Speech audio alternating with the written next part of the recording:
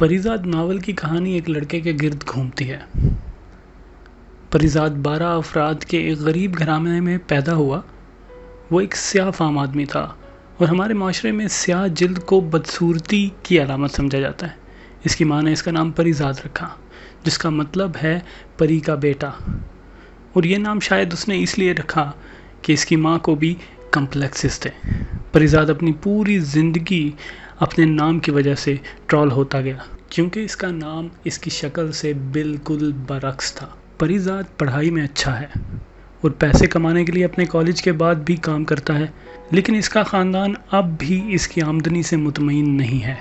परीज़ाद नाहिद का ट्यूटर बन जाता है। नाहिद एक खूबसूरत लड़की है जो कि उसके पड़ोस में रहती है। परीज़ाद नाहिद को पसंद करता है, लेकिन कभी भी अपने एहसास का इजहार नहीं होने देता या इसकी तरफ देखने के लिए निगाहें बुलंद नहीं करता। लेकिन नाहिद एक निकम्मी लड़की है और ये निकम्मी लड़की अपने खुफिया बॉयफ्रेंड माजिद को छुपाने के लिए परीज़ाद का इस्तेमाल करती है। परीज़ाद माजिद और नाहिद की वजह से पूरे मोहल्ले में बदनाम हो जाता है, लेकिन माजिद और नाहिद खामोश रहते हैं। इसके बाद बजाय नदामत के नाहिद कहती है कि मुझ जैसी खूबसूरत लड़की कभी भी आप जैसे लड़के के साथ रिश्ता नहीं रख सकती। परीज़ाद इस वाक़े के बाद दिल शिकस्ता हो गया और गहरे गम में वो अपनी ज़िंदगी का ख़ात्मा करने के लिए रेलवे स्टेशन जाता है, लेकिन वो ऐसा नहीं कर सकता कि अपनी जान ले ले। इसकी मुलाकात अहमद नासाज नामी लड़के से स्टेशन पर होती है। अहमद नासाज वो इंसान है जो इसको इंसान की तरह ही मिलता है और दोनों बहुत अच्छे दोस्त बन जाते हैं।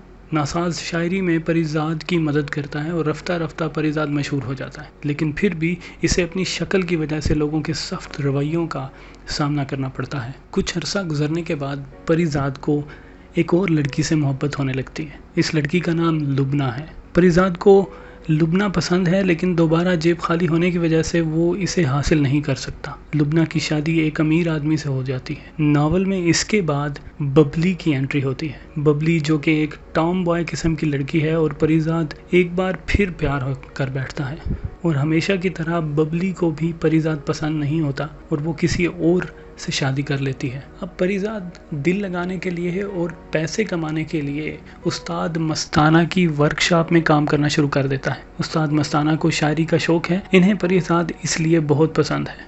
वो कुछ पैसे जमा करने और ज़्यादा कमाने के लिए दुबई जाना चाहता है और इसकी मदद दुबई जाने के लिए उस्ताद मस्ताना करता है। परीज़ाद अपनी शायरी उस्ताद मस्ताना को फ़रोख्त कर देता है और दुबई चला जाता है। दुबई जाने के बाद परीज़ाद उस्ताद मस्ताना के रिश्तेदार रफ़ीक के साथ रहता है।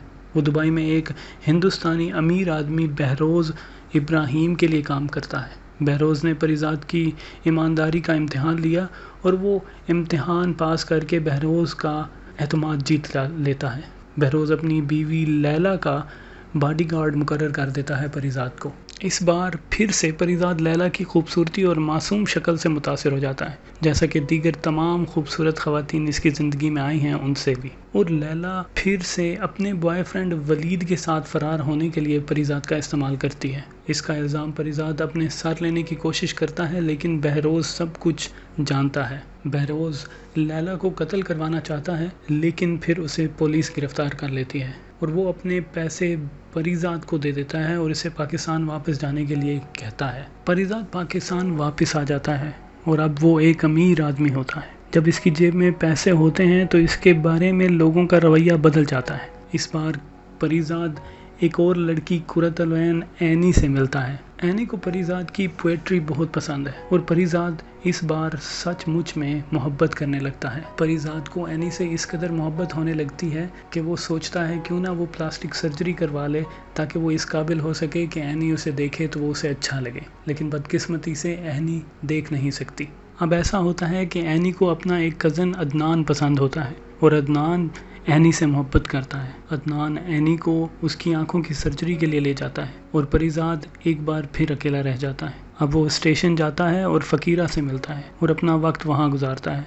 लोग इसे सूफ़ी समझते हैं और इसके लिए दुआएं मांगते हैं। लोग इसे बार बार दुआओं का कहते हैं और परीज़ाद इस सब चीज़ से तंग आ जाता है और शहर छोड़ देता है। یہاں تک کہ وہ ایک نئے قصبے میں آباد ہو جاتا ہے اور وہاں پر بھی لوگ اسے دعا مانگنے کے لیے ریکویسٹ کرتے ہیں۔ پھر کچھ عرصے بعد پریزاد اپنے شہر واپس آ جاتا ہے، لیکن اب وہ صحت کا خیال نہیں رکھتا اور دن بدن کمزور ہوتا جا رہا ہے۔ ایک دن ایک لڑکی ایک خاص دعا لے کر پریزاد کے پاس آتی ہے تاکہ وہ اس انسان کو تلاش کر سکے جسے وہ ڈھونڈ رہی ہے۔ وہ لڑکی اینی نکلتی ہے۔ جی ہاں، اینی، وہی اینی جو نابینا لڑکی ہے جس سے پریزاد محبت کرتا ہے۔ اینی کو پریزاد کی فیلنگز کے بارے میں کمال ہی بتاتا ہے۔ وہ اسے ڈھونڈتے ڈھونڈتے واپس آتی ہے، لیکن اب بہت دیر ہو چکی ہے۔ ناول کے آخر میں پریزاد مر جاتا ہے، لیکن ہو سکتا ہے ٹی وی پر جو ڈرامہ دکھایا جا رہا ہے وہ الگ ہو، اس میں یہ اینڈ نہ ہو، پریزاد شاید زندہ رہے۔ ہم نے جو آپ کو بتایا وہ ناول کا خلاصہ ہے۔ یہ ناول کئی خوبصورت پیغامات رکھتا ہے اور ہمارے معاشرے کا ایک تلخ پہلو بھی دکھاتا ہے۔ دراصل ہم کتابوں کو ان کے سر ورق سے پہچانتے ہیں، لوگوں کو ہم ان کی شکل سے پہچانتے ہیں، کوئی کتنا خوبصورت ہے یا کوئی کتنا بدصورت ہے۔ ہم ان کا طرز عمل، پاکیزگی اور انداز اور عمل کو کبھی بھی نہیں جانچتے، نہ ہی اس سے ان کو پہچاننے کی کوشش کرتے ہیں۔ اس ناول کے مصنف ہاشم ندیم ہیں۔ ہاشم ندیم نے اور بھی بہت سے مشہور ناول لکھ رکھے ہیں، جن میں سے ایک خدا اور محبت بھی ہے، جس کا ڈرامہ آج کل آپ ٹی وی پر دیکھ رہے ہیں۔ ناول پریزاد 2014 میں شائع ہوا تھا۔ ناول پر پریزاد کی کہانی پر مبنی ڈرامہ ٹی وی پر آج کل نشر کیا جا رہا ہے۔ احمد علی اکبر ڈرامے میں پریزاد کا مرکزی کردار ادا کر رہے ہیں اور شائقین کو یہ ڈرامہ نہایت ہی پسند آ رہا ہے۔ امید کرتا ہوں کہ ناول کا جو خلاصہ ہم نے آپ کو اس چھوٹے سے ٹائم میں بتایا ہے، آپ کو اس سے ناول کی کہانی کی سمجھ آ گئی ہوگی۔ اپنا بہت خیال رکھیے گا۔